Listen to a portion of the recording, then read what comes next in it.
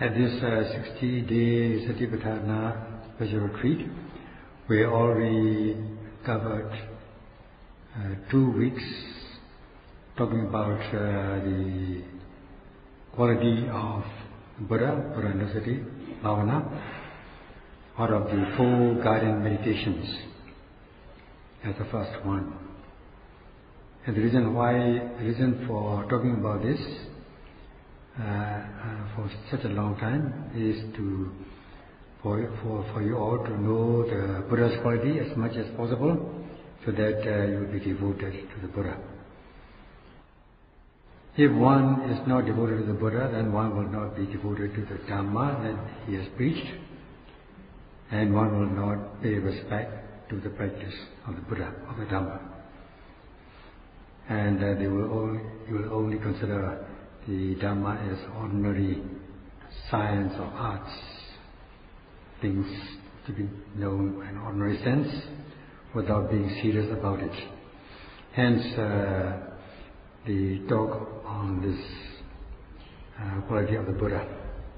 And the Dhamma Vinaya, doctrine discipline, has been taught for the prosperity of all beings, and so that one will be able to cultivate one's physical, verbal, and mental behaviors, especially purify one's physical, verbal behaviors with a basic moral practice. And then the Buddha has taught with metta karuna, loving kindness and compassion. Not for gain, fame or glory, or not to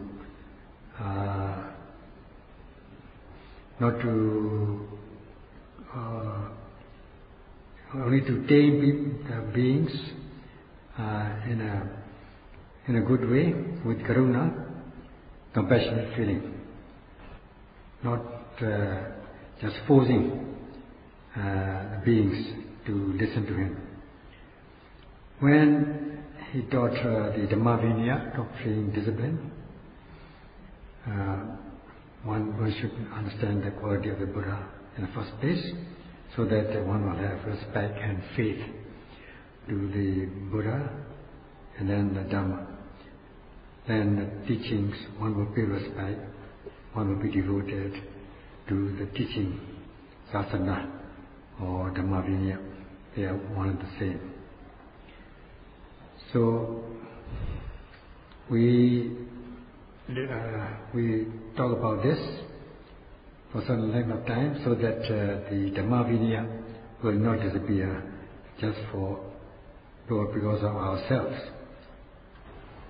We should know the quality in our own right, so that we will not cause the disappearance of this Dhamma Vinaya or Sasana because of ourselves.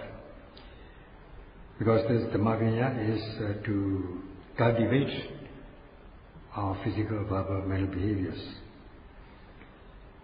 And we practice this Dhamma in such a way that in the course of the practice we are bound to realize the nibbuttis, peace, such as Tathena nibbutti, temporary or part-time peace, going towards Vikamana nibbutti, peace by suppression.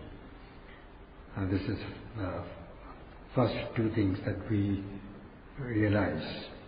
Later, progressing to realize samucceda nibbutti, that is peace by cutting off the opposites, and patipadhi nibbutti, overcoming these opposites by repeated extinguishing of the opposites, and then the last of all, nisarana vimukti, that is the peace by renunciation. So, in this way we are distancing or keeping the defilements, impurities in abeyance. Once we realize this Tathena nibbutti, or part-time peace, leading to the Vikamana nibbutti, peace by suppression. Then we'll come to understand the quality of the Dhamma. And by seeing the Dhamma, we see the Buddha. So as much as we undertake the practice, we are overcoming these opposites, that is, impurities, until we are able to extinguish them totally. Then we become the extinguisher of these opposites. In this way, we become the noble ones. Understanding the Buddha's quality, we will also understand the Dhamma quality and the quality of the Sangha. In this way, we will come to understand fully the qualities of the three gems. Then we will wish only for the prosperity of Buddha's Sasana, Buddha's dispensation, or doctrine discipline, so that he will prosper, he will grow for a long, long time. So we are striving, we are practicing, so that the Sasana will not degrade or disappear because of ourselves. In this way, we are said to be serving the Sasana or serving the Dhamma. In this way, we will build up this generation so that this generation will continue to grow, knowing the Buddha's quality based on the practice. The Buddha quality is understood by means of understanding the practice. In this way, we have been taking time to talk about the quality of the Buddha. Now we shall go on to the second of the four guided meditations, namely the practice of loving kindness, Metta Bhavana. As for regards Metta Bhavana and Metta out of Metta Bhavana, most of us who have been practicing Dhamma will be familiar with this word. It will not be strange to you. However, there are profound meanings. One may not be familiar with them, or if one is familiar with the profound meaning, you may also listen again. So what is metta? Metta is a Pali word. Basically, it is wishing others to be happy and peaceful, just like one wishes to be happy and peaceful. Such is the basic mentality of loving kindness. And the sympathetic feeling, having sympathy towards others, that others will wish to be happy and peaceful. So wishing others to be able to do things in a successful way, in all aspects, is the basic mentality of metta. The opposite of metta is dosa or vyavada, hatred or ill will. Having ill will or hatred towards another person or many other persons. Seeing only the hateful aspect of another person. One will have ill will towards that person or those persons, and one is not satisfied with that person. Thus the mind is said to become dry and uninteresting. It will affect human relations, even relation between a couple. If they don't understand, they have no mutual understanding, then the couple will not, the man and wife will not be able to stay together for a long time. So wishing for one another's mutual prosperity and welfare makes one's mind interesting. Such is the implied connotation of metta. Either to one person, having interested mind and wishing for the well-being or prosperity of another person or other persons is what is meant by metta, loving kindness. In the human realm, we call friend as metta in Pali, and this metta is derived from this Pali word metta, which means friend. wishing for the welfare of another or others, not without any self-interest. Without this, it is not easy for even a couple to live together.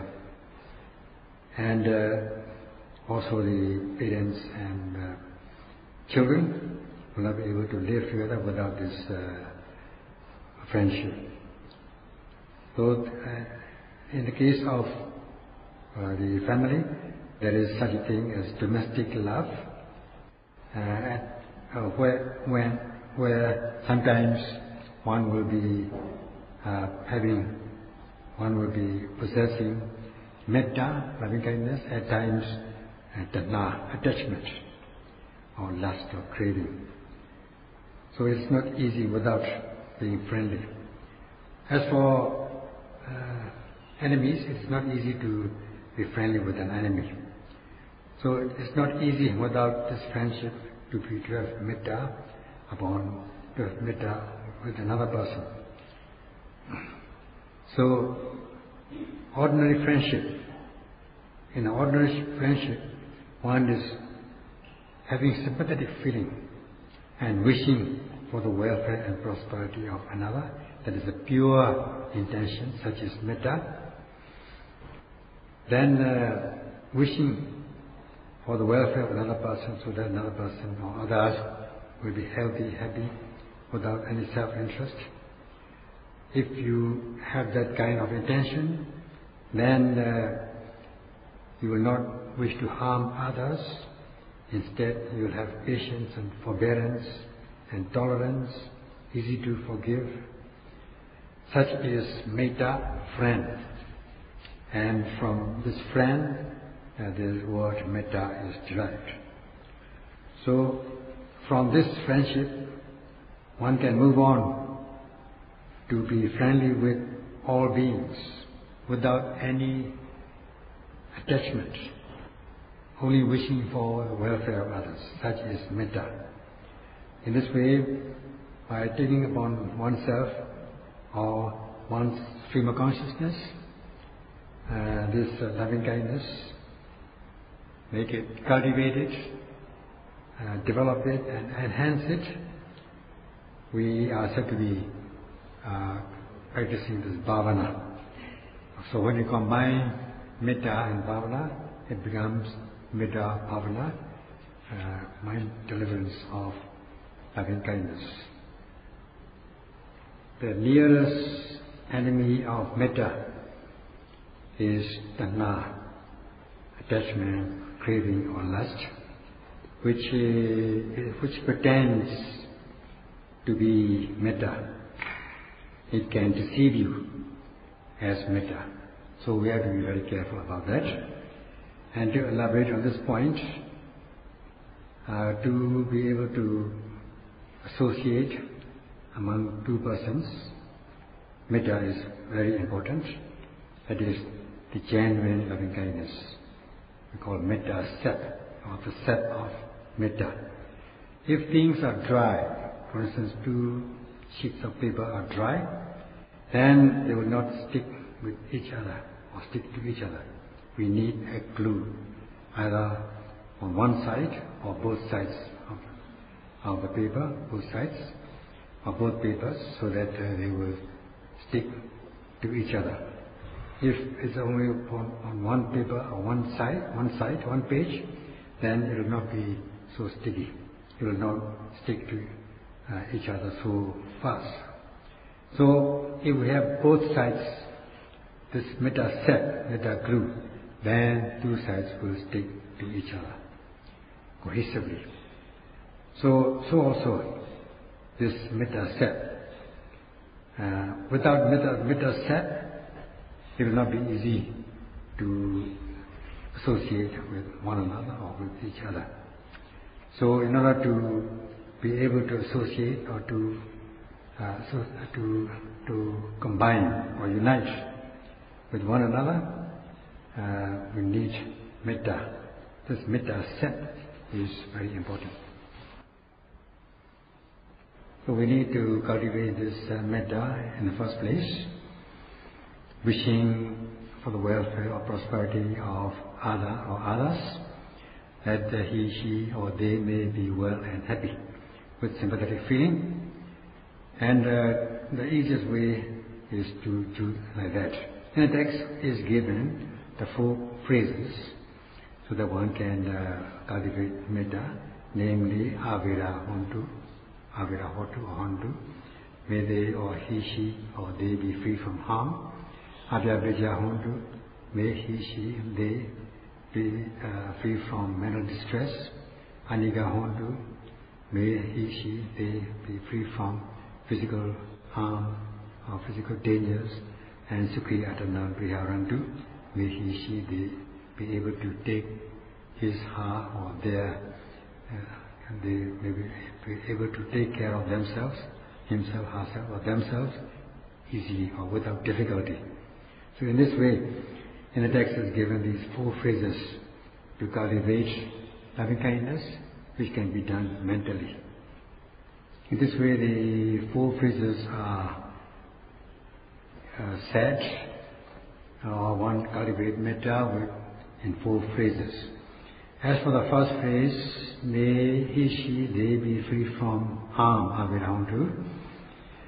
Now, this Avirantu, be free from harm, that is made up of 2 things. One is enemy and harm. Now, enemy, the first one is enemy, may he, she be free from enemy.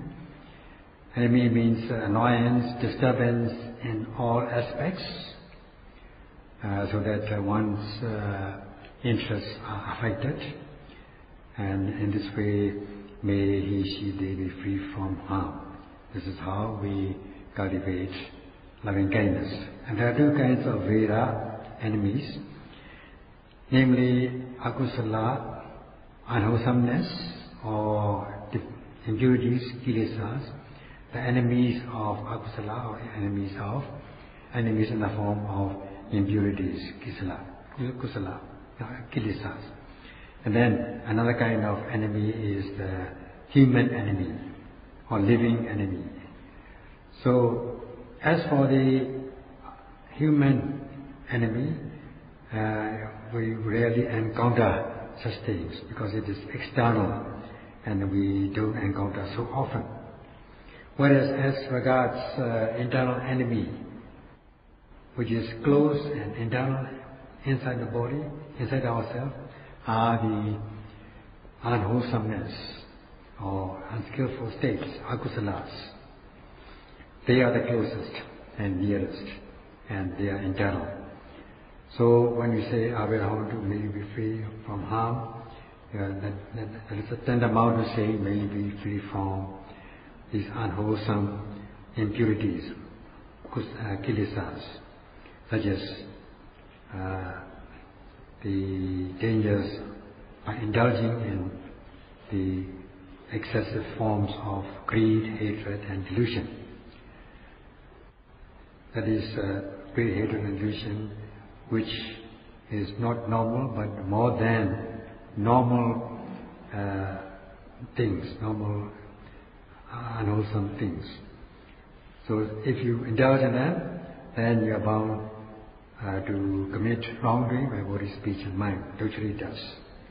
Such are the internal enemies which are within. So all these, what are these wrongdoings? They are none other than the killing, stealing, sexual misconduct. This is a physical or bodily wrongdoing. And then we have false speech, malicious talk, harsh speech, and meaningless talk. They constitute the verbal wrongdoing. And then covetousness, ill will, and wrong view, holding wrong views, that karma, wrong views in respect of karma and karma result, that if one dies and one's body breaks up, that's it, and there's nothing besides that, no more than that. So in this way, one may be holding this kind. This is the last one, is a mental unwholesome deed. In this way, there are 3 kinds of physical, 4 kinds of verbal, and 3 kinds of mental, immoral deeds. So, all these things are physical, verbal, mental wrongdoing, and they are the harm, they are enemies as a result of these defilements, impurities. These impurities cause unwholesome deeds. So, these things happen to those who cannot control their greed, hatred, delusion, because they are very close and internal. And when we say this phrase, may you be free from harm, that means may you be free from these close and nearest enemies. So, if you are able to control this unwholesome root, then you will be winning victory over the enemies. By this, in this way, you can treat and prevent. You can first prevent by abstaining, then treat by controlling, and eradicate. By doing that, you can overcome harm and dangers, so that no harm and danger will come to you. Otherwise, you suffer from these four dangers, namely danger of self-blame or self-reproach, blaming yourself, feeling remorse about things, bad things you've done. And then the second danger is danger of rebuke or blame by the society. And then the third danger is the danger of being penalized or punished by the existing authorities. And the last danger is falling into the unwholesome states as a result of wrong or unwholesome volition, chirana. So in short, this phrase is to overcome these dangers, the internal close enemy. May you be free from harm, avira hontu. So this is tantamount to saying, may you be free from internal dangers, that is greed, hatred and delusion, which will lead to unwholesome deeds. At times one may encounter these human enemies or harm or dangers, which is very rare of course, because it is external. At times one may encounter. As regards these internal enemies, greed, hatred and delusion, pride, conceit and so on, happen all the time. You are encountering them. You cannot avoid them. They are always there. Hence they are more important than human enemies. If you cannot control them, you are bound to be oppressed, tormented, burned by these elements. If you are burned because the kilesas produce heat, you become hot and you will be defiled with greed, hatred and delusion. For those who are not free from that. Just like when the fire burns, it will leave behind only soot and ash and dirty things. So too when you are defiled, when you are overcome, when you are oppressed or tormented by these impurities, your mind will become impure, defiled and degraded. Hence, they are known as kilesas, defilements. And they are internal, and then the internal kilesas produce akusala, unwholesomeness, and they are bound to torment and oppress, so that you will not be able to behave like a human being. And then if this happens in one's mind, you yourself will become your own enemy, because you cannot control yourself. Hence this phrase, avira hontu, may you be free from harm, and then may you be free from internal harm and dangers or internal unwholesome deeds, so that you may be able to cultivate good physical, verbal, mental behaviors, so that you become pure, gentle and lovable. So this is a very effective way of cultivating loving kindness as avira hontu. May you be free from both internal and external dangers, especially internal dangers which is liable, which is liable to produce, to cause misery and unhappiness. This much would be sufficient to cultivate loving kindness, so that one's physical and mental behaviors will be happy. One will be happy physically and mentally. That is the essential thing, and everybody wishes to be happy and peaceful physically and mentally. So, as regards the body, one has got to look after it, take care of it by feeding and by feeding food and drinks, and then adjust your weather conditions, heat and cold, and also adjust your full postures.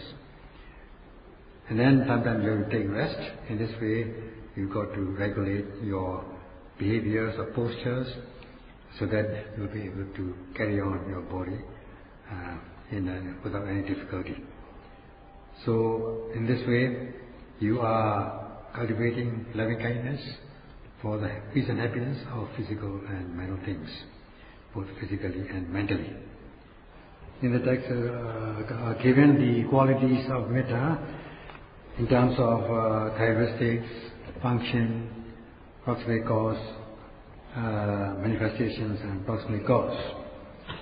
Namely, first of all, we have this natural characteristic as in Pali, hita kara avati lakkhana, meaning it has the proportion of the aspect of welfare as its characteristics. So, we are wishing for the welfare of others, for the prosperity of others. This is quite realistic, and such is the natural characteristic of loving kindness. Not only mentally, but we should be able to manifest by way of verbal behaviors. Then loving kindness will become very profound. It will be much better by means of speech, vachikama, such as associating with others in a sweet manner. And also, one should be able to manifest by way of physical behaviors, helping others physically. Then your metta will become very strong. So in this way, you are doing things by way of physical and verbal behaviors besides cultivating loving kindness mentally. The loving kindness, the metta will become very obvious at this stage. Then there will be mutual friendship, so that there will be no more animosity among beings or between two persons or among people. And this is given by the expression agata vinaya pachipatthana. It is manifested as the removal of annoyance. So there will be no annoyance, no anger, no ill will among these people. Although initially, because one person is not knowing the nature of another person, there may be some sort of strange relationship. Now, possessing this metta set friendship, this becomes the nearest cause. And this becomes the removal of it is manifested. This becomes a manifestation by way of removing the annoyance. And then the nearest cause is that it is given by the nearest cause is seeing the lovable aspect of other people, of another person, of other people. This is given by this expression, saddhanam manapa bhava datana udathana. The approximate cause of metta is seeing lovableness in beings, or favorable aspect of beings, or the brighter aspect of other beings. In this way, we have these qualities of loving kindness as given in the text. We shall continue tomorrow. Nam